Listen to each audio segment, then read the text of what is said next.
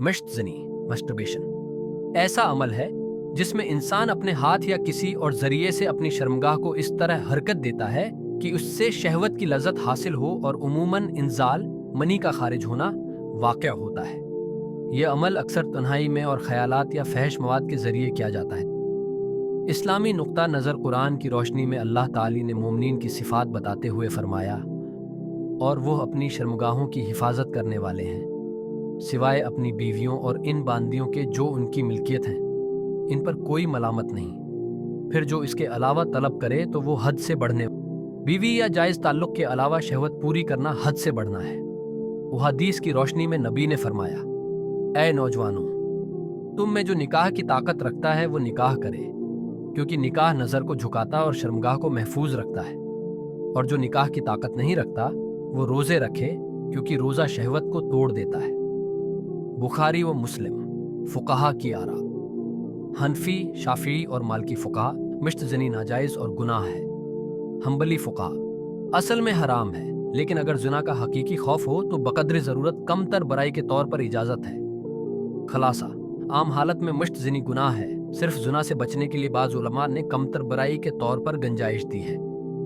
3 नुकसानात। जिस्मानी नुकसानात, जिस्मानी कमज़ोरी और थिकन कमर और घुटनों में दर्द, आँखों की कमज़ोरी और चेहरे पर पजमर्दगी, शादी के बाद वक्त से पहले अंजाल, प्रीमेच्योर इजैक्यूलेशन। हार्मोन्स और एसाब पर मनफी असर, नफ्सियाती नुकसानात, ज़मीर की मलामत और शर्मिंदगी, डिप्रेशन और तनाव, खुद एतमादी की कमी, आदत बनने की सूरत में निशे जैसी लत, रूहानी नुकसानात, दिल में गुनाह का बोझ, इबादत में दिल न लगना, शर्म व हया का कमज़ोर होना, अल्लाह के साथ ताल्लुक़ में सर्द महरी।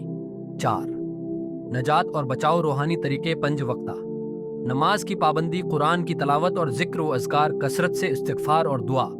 अल्लाहुम्मा एहफ़ज़ फ़र्जी व तहर क़ल्बी, या अल्लाह मेरी शर्मगाह की हिफाजत फरमा और मेरे दिल को पाक फरमा। नफली रोज़े, पैर और जमरात। नफ्सियाती तरीके, तन्हाई और फारिग वक्त से बचना, ख्याल आते ही फ़ौरन माहौल बदलना, चलना, वज़ू करना, दोस्तों के साथ वक्त गुजारना, बड़े दोस्तों और फहश माहौल से दूर रहना, अपने जहन को मुसब्बित सोच में लगाना। जिस्मानी तरीके, ज़्यादा खाने पीने से परहेज़, वर्जिश और जिस्मानी सरगर्मी, रात को थक कर सोना, पेट के बल सोने से बचना। अमली हल, जल्द अज जल्द निकाह की कोशिश करना, नए शौक़ और महारतें सीखना, मोबाइल और इंटरनेट पर फ़िल्टर और ब्लॉक एप्स का इस्तेमाल, नेक सहबत इख्तियार करना।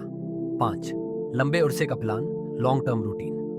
1 पहला मरहला, 1 हिफ्ता, फहश मवाद खत्म करना, पिलास, नमाज व वज़ू की पाबंदी 2।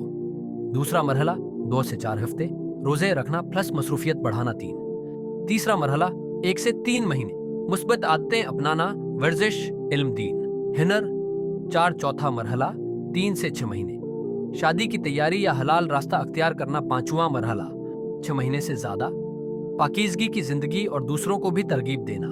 नतीजा, मिश्त ज़नी वक्ती लज्जत है, मगर उसके नुकसानात तवील और ख़तरनाक हैं। इस्लाम इफ़्फ़त और पाकीज़गी की तालीम देता है।